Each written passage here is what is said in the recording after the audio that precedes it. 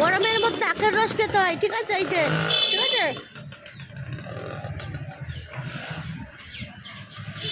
এই দেখো, একাই 2-3 গ্লাস করে খায়, ঠিক আছে? আমার এই যে 1 গ্লাস দিয়ে রাখছে, আর ও একা, এটা কিরকম টেস্ট? ও একা 2-3 গ্লাস করে খায়। দেখি তোরটা কেমন টেস্ট? একই রকম একই রকম দেখা একই রকম। একটুখানি খাবা, অনেকটা খেয়ে বলেছিস। হ্যাঁ, একই রকম টেস্ট।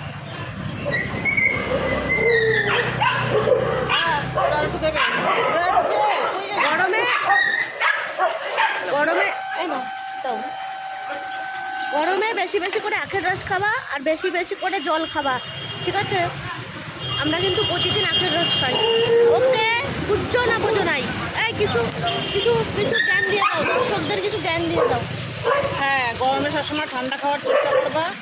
আমরা ভাবি কি যে তরমুজও মনে হয় ঠান্ডা, কিন্তু না, তরমুজে পেট গরম করে। ঠিক আছে গাইস, আখের রস, তারপরে হচ্ছে টক দই, লস্যি, তাই তো? হুম।